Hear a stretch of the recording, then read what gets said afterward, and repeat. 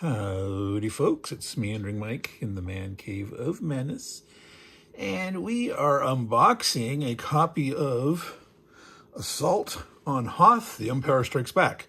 This is from 1988 from West End Games. It's a Star Wars adventure board game, as they call it. Now, this is not in shrink. Hard to find a copy of this still in the shrink, but it is unpunched, the counters and the cards. So let's get the box open. And the plastic band has been removed. Let's look at the back of the box first. All right. I'm going to position this here so we can take a look at Assault on Hoth. This is by designer Paul Murphy. Let me zoom in a little better there. I'll take a look at that part. All right. Yeah, not necessarily that great. We have, there, focus is much better. All right, so as it says here, for ages 12 and up, so it's not a really complicated game. You can see here a little look at a section of the map. You have counters, both smaller ones and like double wide ones. These are AT walkers. If you're a Star Wars fan, you're familiar with these are AT walkers. Is all-terrain armored transport. And that's various like snow speeders, and that's the shield generator, and the rebel troopers, etc. All right. So let's go ahead and open up this game that recreates the dramatic battle for Echo Base Hoth. All right, going inside. All right, so we're looking at the contents here. We have a rule book. This is in non-glossy matte paper. It is black and white with some blue tints. So basically 3 color, including black and white. All totaled, it is 16 pages. And I'm going to zoom in a little bit here so we can, there he is, Mark Hamill. That's Luke Skywalker. Now, of course, the front cover, which is the first page, doesn't count. Okay, we have a table of contents here, including a basic introduction, looking at the game parts, setting up, sequence of play, how to use cards, units, firing, event cards, special rules about Luke Skywalker, and winning the game, the victory conditions.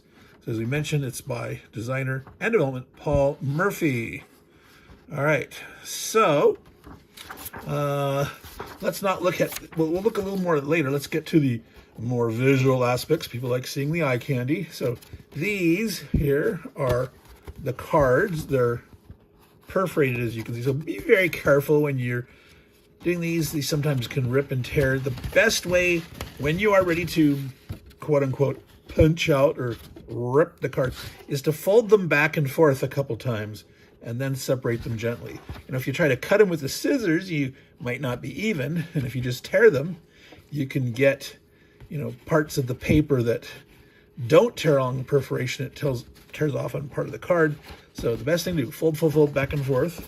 All right, so we got action cards, a hero card, event cards, some more extra cards there. Let's look at the other side. All right. So ATSTs, snow troopers, snow speeders, various things, draw event. So an action event and then draw an event. We're just sort of glancing through hero real quick. Hotshot gunner, rebel troopers regroup. The hero card, there he is. Luke Skywalker secretly places this card under one of his snow speeder displays. Reveal the first time Luke uses the Force. All right. Combat repair droid. All right, so we're not going to look at all those cards like we said, but transports away. Someone goes, escape, getting overwhelmed by the Empire. You got to know when to run away. That's critical. All right, so that was the cards. All right, now there's 2 counter sheets here. So this is the combat units. So we have the Rebels in blue, white, and black, and then the Imperial with purple, white, and black. Okay, purple, interesting enough, is like a color of like the Roman Empire. So Imperial, the Imperial purple. All right. So we got various units here. And again, those big AT-AT walkers are like big double-sized guys. All right. Now, unfortunately, as we sort of saw in that picture on the back, and we're going to witness here real quick. There's a second counter sheet, but I'm going to show you the comparison here.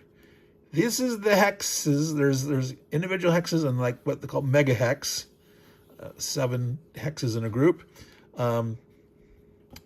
These guys are too big. They hang over the edge. If you'll see that. So one of these big guys sort of takes up a whole mega hex. So yeah, where do you? But are these supposed to occupy 2 hexes? I'm not sure. Maybe they are intended to occupy 2 hexes at a time. Okay, let's check on the back of these. Now, interestingly, they call this the front, and these the back. Now, these aren't strength numbers. These are just like a unit identifier. 1 through 5, 1 through 8.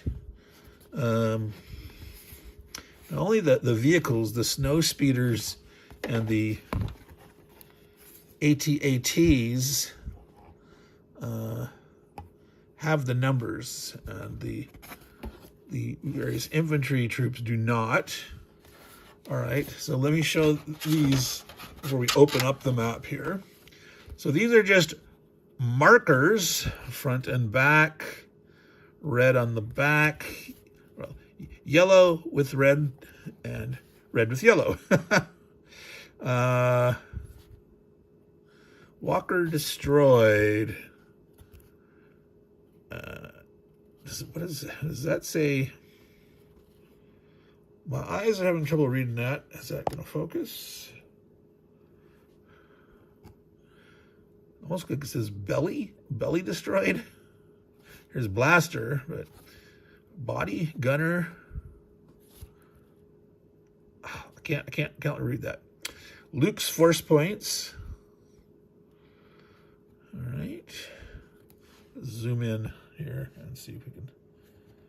Yeah, see, this is kind of bad counter design here, where you've got black over the red. It's hard to read that. That's bad choice. If that was a much lighter red, that would work. But yeah, bad color design, folks. And so here, the black is easier to see over the yellow, but it's still a little hard to see over the red.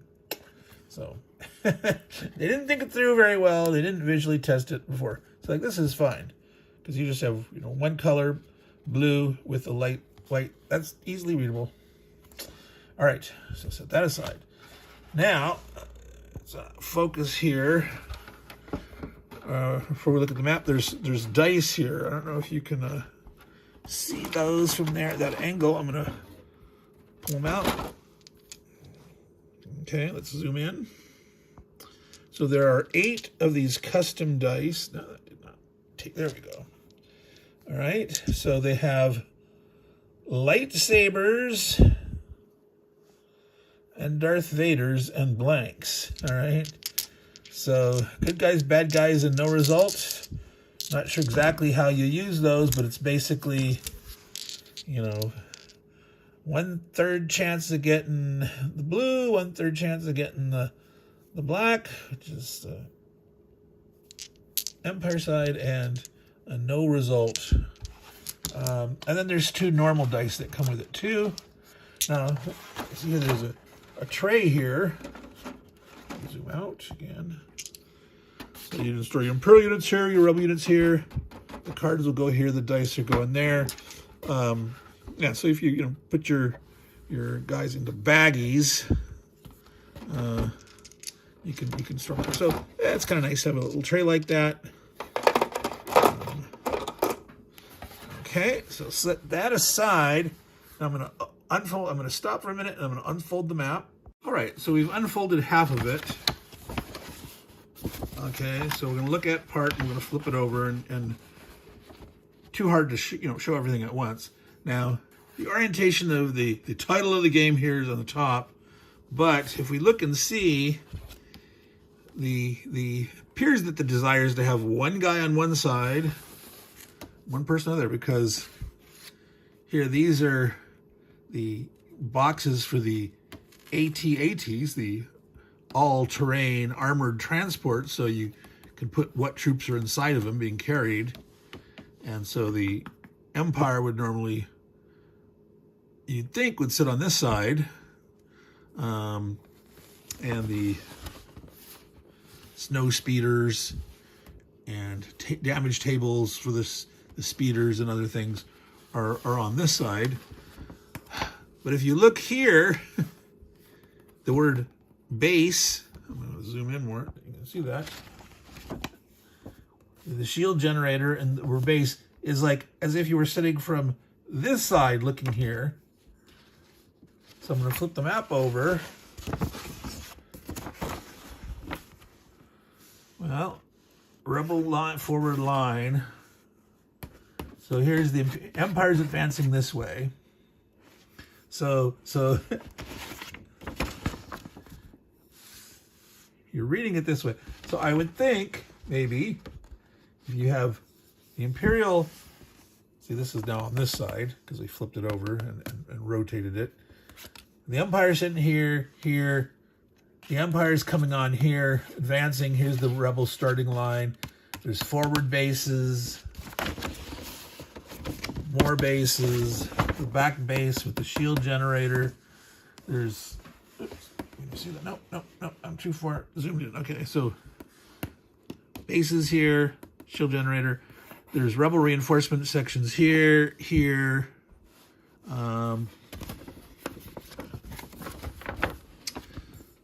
Yeah, that's it. So they're bringing on reinforcements in just two potential spots. Obviously, they'll have some in the backfield here. Oh, there's a base here too. Power grid base. All right. Okay, so obviously they're going to have some troops scattered out because this is their forward line. All right. And so with both guys sitting on both sides, if they're sort of sitting a little bit down towards this end, they can read these labels. But if you're smack in the middle, well, you're reading some of it sideways and some of it normal. All right, so let's see, was there anything else here chart-wise? There's the force points for Luke that he can use. We'll look in the rule book to see. All right, so these snow speeders have a gunner and body damage. So body to the speeder and the gunner. So they had, how many of those? Was it 8 speeders? Yeah, 8 speeders. There was 5 AT-ATs. All right. So there we go. Now the only thing that I'm concerned about is the size of those counters being like about 2 or that size. So I suppose if you round the corner, clip the corners of those counters, and if they are designed, the normal guys, to be in 2 hexes, which doesn't make sense for, like, just the infantry troops, that they would be, occupying 2 hexes, but we shall see. So I'm going to set this aside and look at the rule book.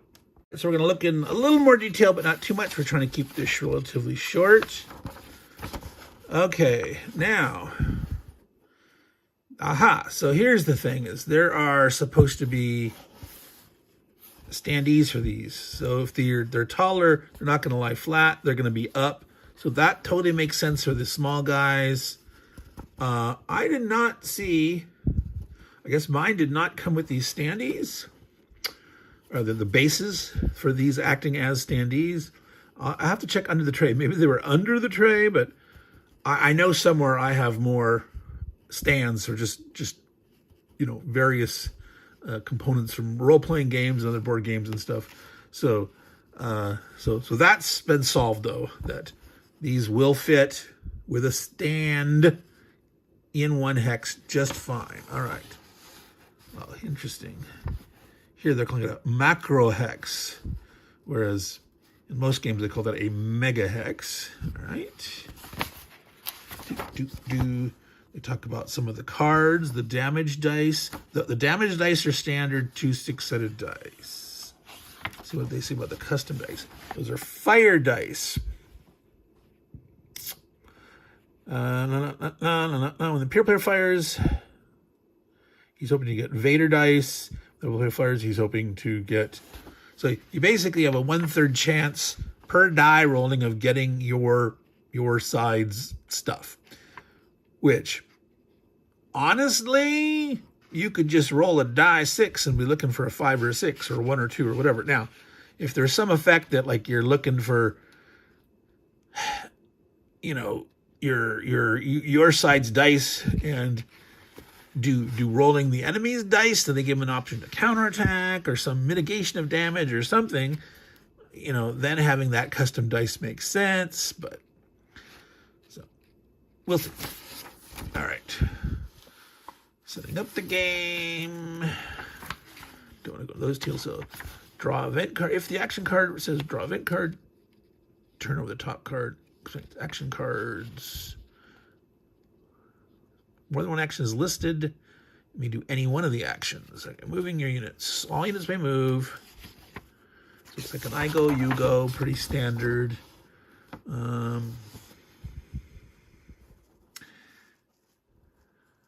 You move units one at a time. All units may spend 5 movement points. So that means the AT-AT walker moves at the same speed as a snow speeder. I call baloney on that. Maybe for some reason they wanted to keep the game simple, but no. There's no way a snow speeder would be as slow as an AT-AT walker. All right.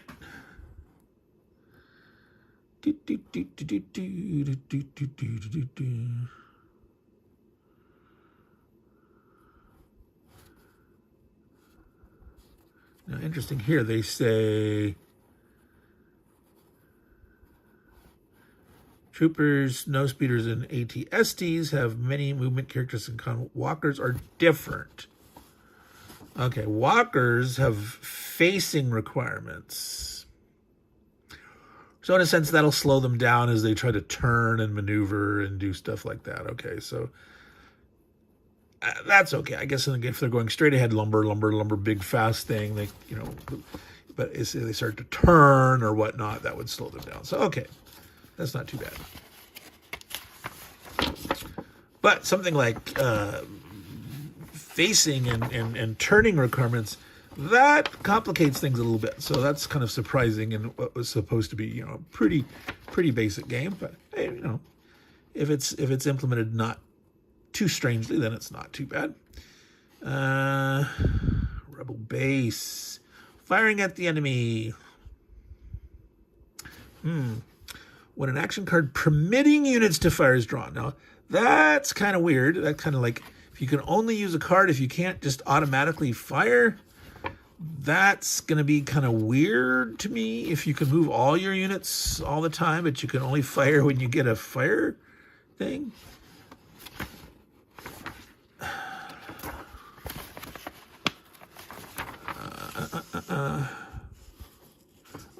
No, it's so movement's also based on action cards. All units in the game may move when the appropriate action card is drawn. All right, so it's kind of like a, you know, an activation thing based on the event cards, which could be kind of swingy if one side keeps drawing, you know, moves, or the guy's getting a fire events, etc. So it'll be interesting to see, you know, what that mix of cards is in there and how that plays out. All right. Resolving fire and armor strengths. Number of dice depends on the unit's fire strength.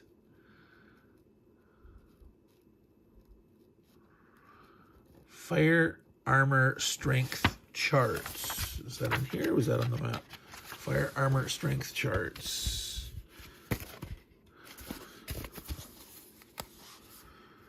All right, can you read that?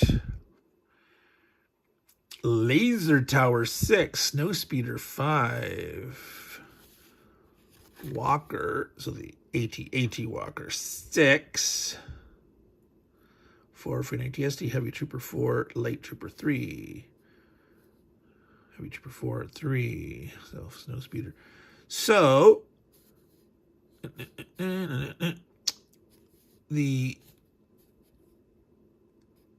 there's a 5 strength, the snow speeders are 5, where they don't have any 5 strength Imperial units. But the AT Walkers have a 3 armor rating. So there's a advantage here. The light troopers and heavy troopers are symmetrical across the 2 sides. You're comparing a snow speeder to an AT-ST. The snow speeders have an edge because they have higher firepower, same armor. But the walkers are 6 firepower, 3, and the laser tower only have a 2 armor with a 6. So there's a little bit of asymmetry between the unit values. It's not an even matchup. But so that'll tell in your tactics a bit there. So let's quickly look at Luke and using the Force here. Skywalker. He signs beneath a snow speeder. Under the board, directly beneath a snow speeder. So that means you're going to have to pick up the edge of the board to pull him out. That's problematic because you can knock things all over the place. I think it would be better to set it aside and write down which number of the speeder that it is, 1 through 8.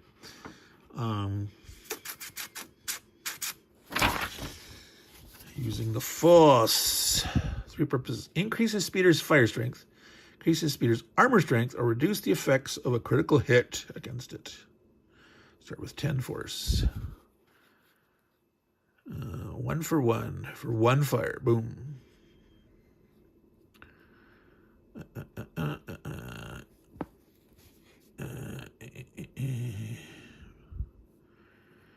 All subsequent enemy fires in the current action round. So this is for 1 attack only, period. This is for all subsequent enemy fire in the current action round. So you can beef up your defense, and if you get shot at, it's going to... All right.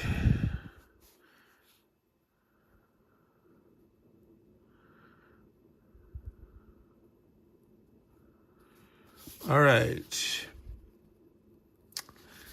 Winning the game. Imperial player wins if he destroys the shield generator before the 5th transport away card is pulled from the deck. All right. So basically you got to get all 5 transport aways. Otherwise, if they get up there and kill that shield generator and one of them, you've lost. If you destroy the power grid, we saw that power grid base, that reduces the shield generator's armor by 2. Because normally has a strength of 3. All right, Rebel victory. Yep, 5th turn. So that's pretty simple. You just got to draw 5 transports away, which if you just shuffle the deck normally and you could get the first 5 cards could be transports away. Now, I assume the transports away are events. And so as you draw action cards that require you to draw events, how many total? Let's look at that real quick before we're getting long. As always, we like to dig into the details. This is like, ooh, what's going on here? Trying to understand the implications. All right, transports away. 1, 2, 3, 4, 5 of them are events. All right, so all totaled, 1, 2, 3, 4, 5, 6, 10, 13, 14, 15, 16, 17, 18, 19. 19 events. So you got to draw 5 of them out of the 19 events.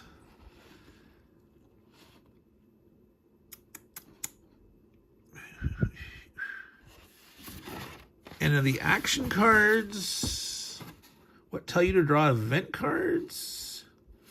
Isn't that what I read? I'm not seeing, though, anything that says draw an event card. Those are all firing, moving, firing.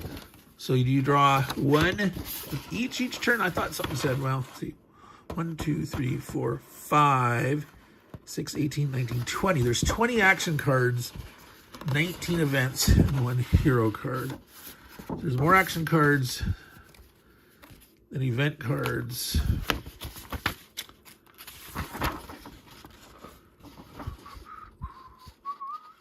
Turn sequence.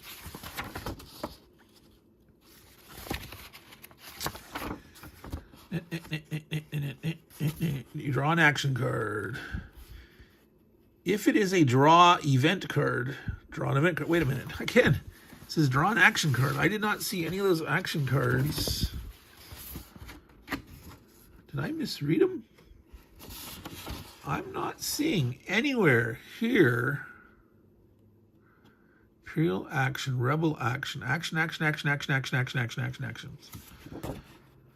Okay, there's all these event cards. See, the backs are different. So it's like if you have an action deck and an event deck. Here's draw event. Draw event. 1, 2. Wow.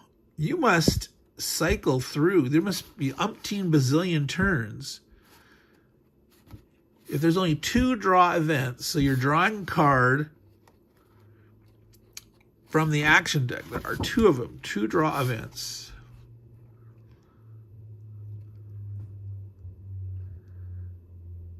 Wow. You're going to have to cycle through and cycle through. So this is I would imagine this would be a long game. Setting up the game.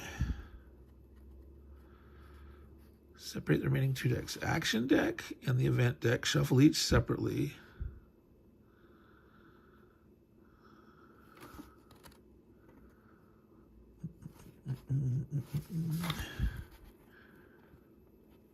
Number of turns divided into number of action rounds. Turn action rounds. An action by drawing the chart card from the action deck.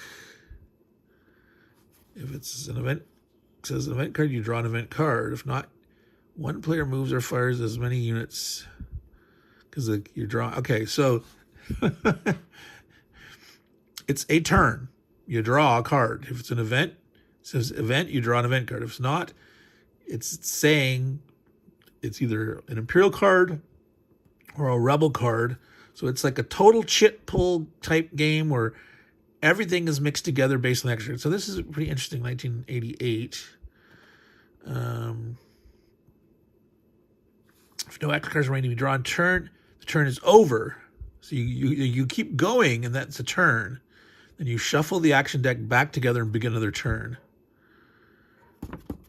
All right, so you're going to have to cycle and cycle through potentially each turn, each full turn. You know, you're going to draw 2 event cards. So minimum, you could win as the Rebels in 3 turns. All right? In the first 2 turns, you could draw those 2 cards.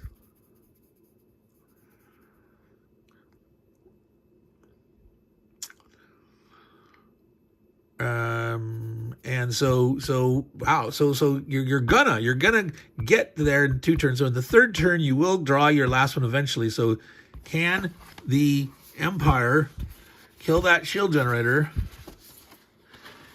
in the first or second turn, or in the 3rd turn before that 5th thing?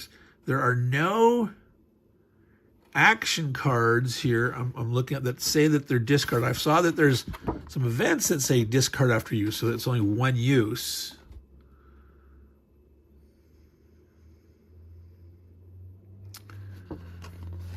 Now, that's the thing here. These don't say to discard these. Transports away. If this is the fifth one to make it. This should say that it's away and you put the card to the side. It should say like this, discard after use. They set aside. So that would actually slow it down. Eventually you'll get to that. Right? 4, 7, 14, 15, 16, 17. Did I miscount those? 4, 7, 14, 15, 16, 17 events. Oh, there's some blank events. All right, so these are for replacements. I'm assuming you'd set they're blank. I mean, I suppose you could put them. It would make no sense to put them in there because that's like a null thing. It's just you're wasting your time drawing another one, right? So set those aside. So I said 19. There's 17, and there's that. So 6, 3, 7, 14. Wait, yeah, right. 4, 7, 14, 20. So there's 20 action cards. All right. Oh, okay. Right. You're only drawing 2. Yeah. Roll back my statement. In the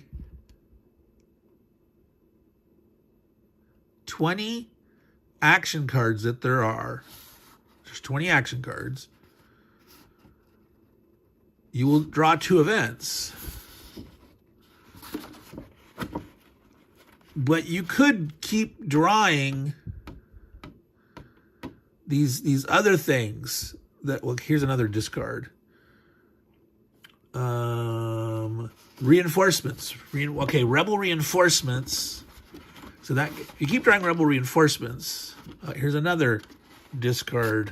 General Veers directs fires, discard after use. Hotshot Gunner. If none have been destroyed, ignore this event. All right, so there's only 1, 2, 3 events that are good for the Empire. The rest are all good for the Rebel. So if you don't draw Transport Away, odds are you're more likely to get a good Rebel reinforcement type thing. But you can get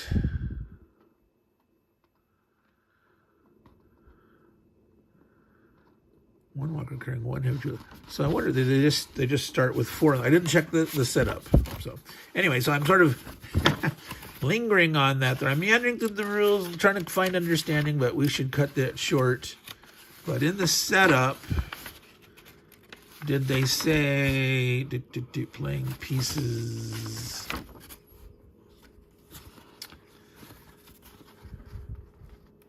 Four. Yep, he puts just 4 walkers, 2 ATSTs, 8 light stormtroopers, 4 heavy stormtroopers.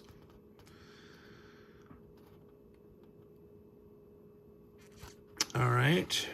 So they don't start with all their AT-ATs. There's 1 available for reinforcements.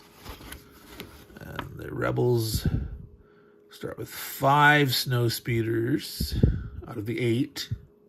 10 light troops, 4 heavy troopers, 6 laser turret towers. All right. Well, we're going to cut there. We looked at it. We've looked at Assault on Hoth. The Empire Strike Back board game.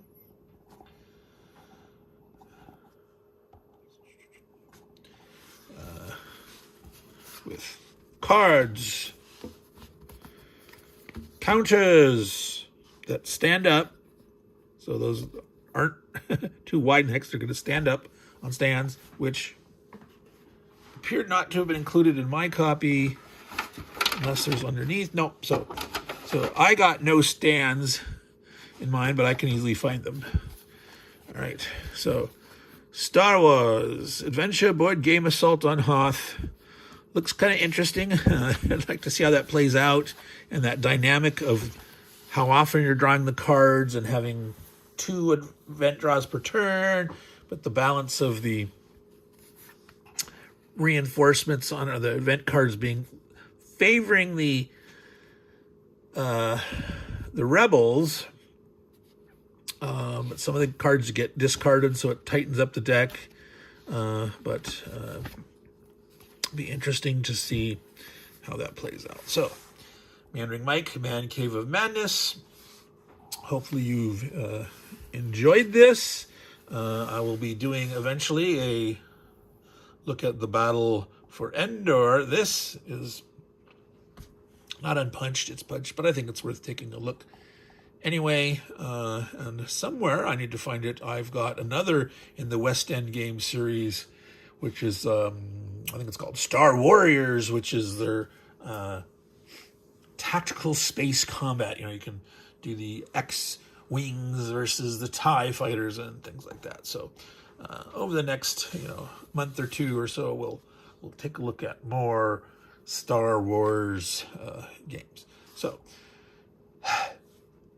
take care of yourself, take care of your games, take care of your snow speeders, and they'll take care of you. Ciao.